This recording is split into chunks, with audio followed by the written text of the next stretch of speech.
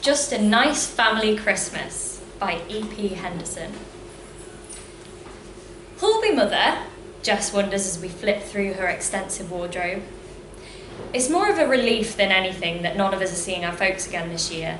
Nobody's exactly family orientated, and enduring the usual round of resentments, tensions, arguments and passive-aggressive re-giftings doesn't appeal. So Jess, TJ and me are having Friends Are Family Christmas in our flat, where nobody can critically examine our lives, question our choices, or, crucially, tell us we're drinking too much. Is that a wig? Asks TJ. He extracts a blonde mop, frisking it about on his spread fingers like a permed muppet. Hey, cries Jess, my Halloween costume. Sexy killer clown, wasn't it? I remember.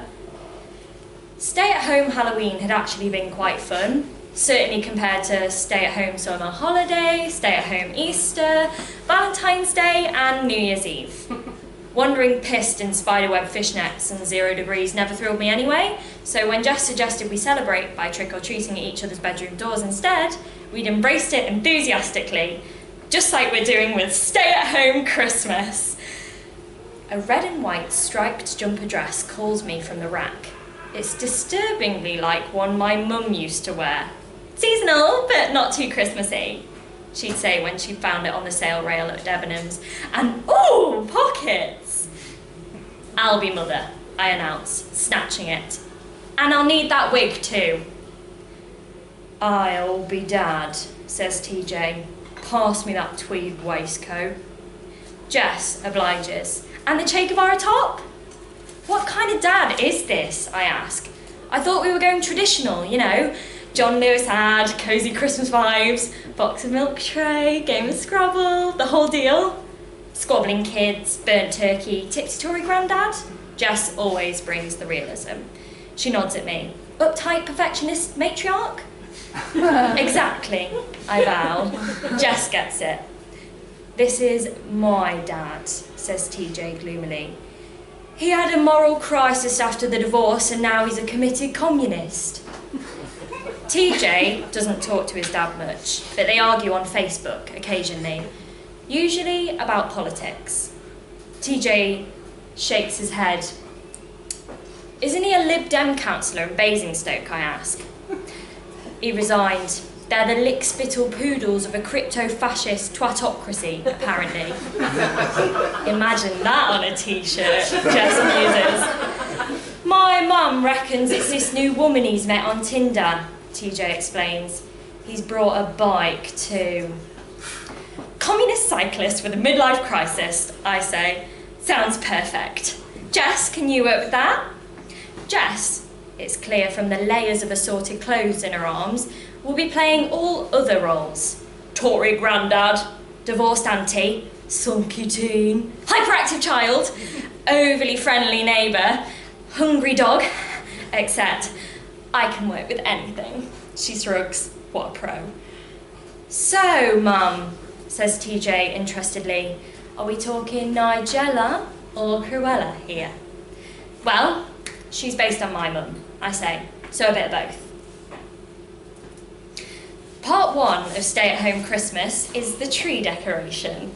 A prior survey of family customs has established that the tree is A, pre-lit silver tinsel, B, with roots, and C, recycled ocean plastic. The correct time to put up the tree is A, early November, B, when they're knocked down to half price, and C, the first Sunday of Advent, whenever that is.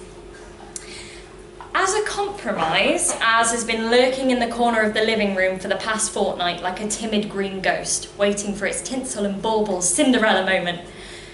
Jess, as her 10-year-old twin stepbrothers, playing both parts, insists on decorating, while TJ, inhabiting his role, makes tight-lipped observations about consumer capitalist orgies. What happened to Buy Nothing Christmas this year? He complains as I hand him a mug of freshly whisked hot chocolate with cream and marshmallows. This is the Nigella side of my mum. And Honestly, the one I sometimes actually miss. It's okay! We found it all in the loft! Jess bounces towards us in a Christmasaurus Rex t-shirt, festooned in tinsel. Can I have a marshmallow? Please, please, please, please, please.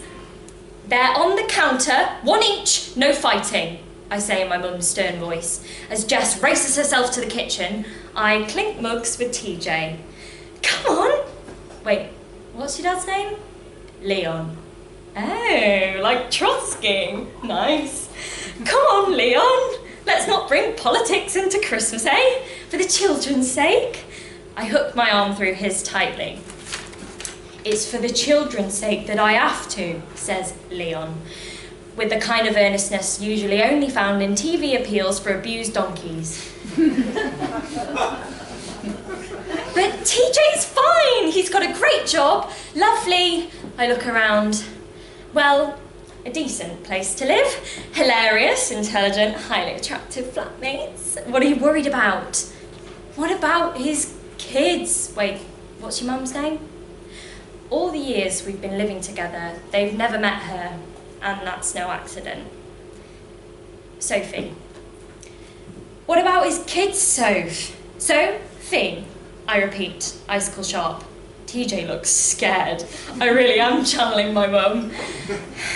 Yeah, what about our grandkids? Look at the economy, the environment, Don't say it, I hiss. Only cheerful chat at Christmas! One of my mum's festive catchphrases, usually directed at me, worn thin as a Quality Street wrapper by the time I last saw her. To engage with the endemic problems of the 21st century, Leon says pompously, it's necessary to be a pessimist. Yes, love, I say. Marshmallow-based bickering drifts from the kitchen and it smells like the parsnips are done. I peck him on the cheek. But you don't have to be so miserable about it.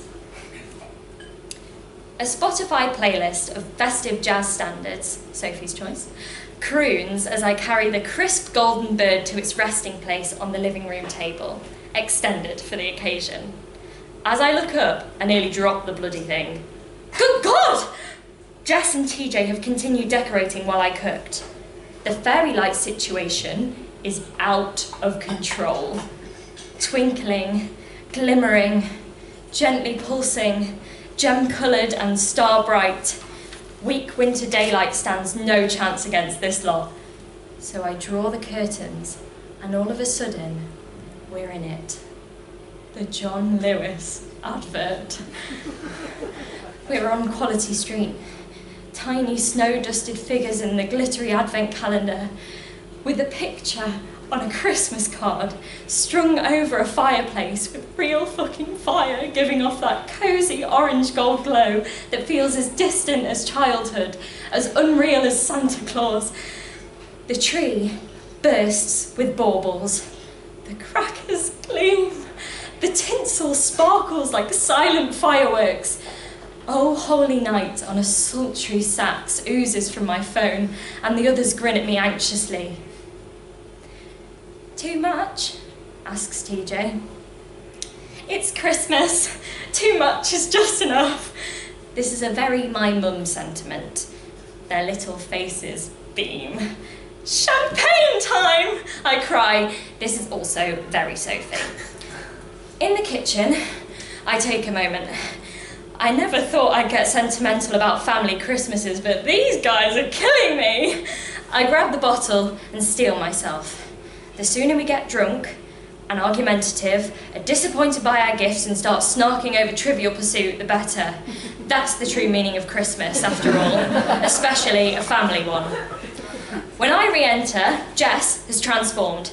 Fed up of being a stepbrothers, probably after she lost to herself repeatedly on PlayStation, she's changed into a low-cut sparkly jumper and a flashing holly leaf earrings. Nice divorced auntie costume, I tell her. Jess and TJ swap glances. I'm you idiot. These are your clothes, Jess says. I squint through the turkey steam. Are they? God, maybe Mum was right about my dress sense all along. First Nigella, then Cruella. That's how it always went. Mum would rustle up an amazing feast, graciously accept praise, and then start to pick away at everything, especially me, over the course of the meal. She'd tell me I was looking too skinny, or I'd put on weight, that I was working too hard, or ask when I was going to get a proper job. Did I have to wear those clothes, or why couldn't I make a bit of an effort? If I happened to be single, well, no surprises there. And if, for God forbid, I brought a boyfriend, she'd either bitch about him to me in the kitchen while washing up, or bitch about me to him, to my face, usually around the Christmas pudding third glass of champagne stage.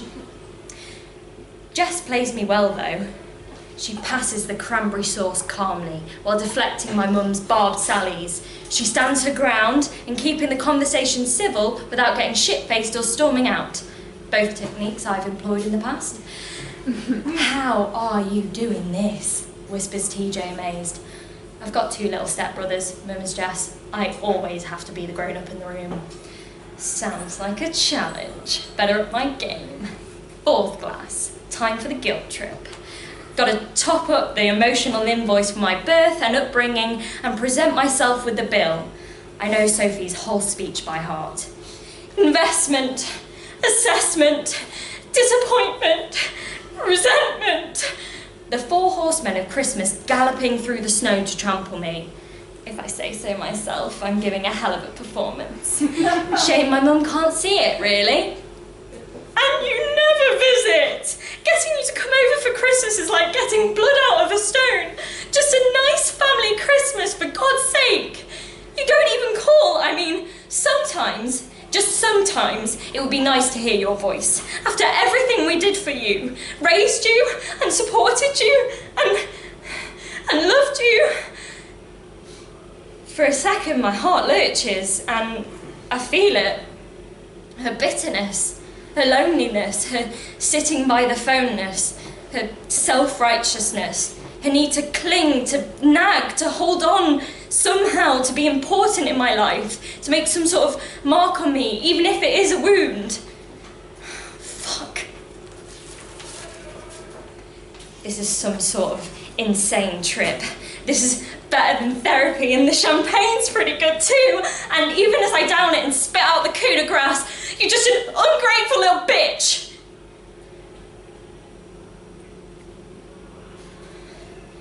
The silence is stollen thick, but I've got it out, and now it's Jess's turn. Say what I was too choked to when I walked out the last Christmas I saw my mum, when I got in my car nearly sober and drove away over the white slushed roads into the night.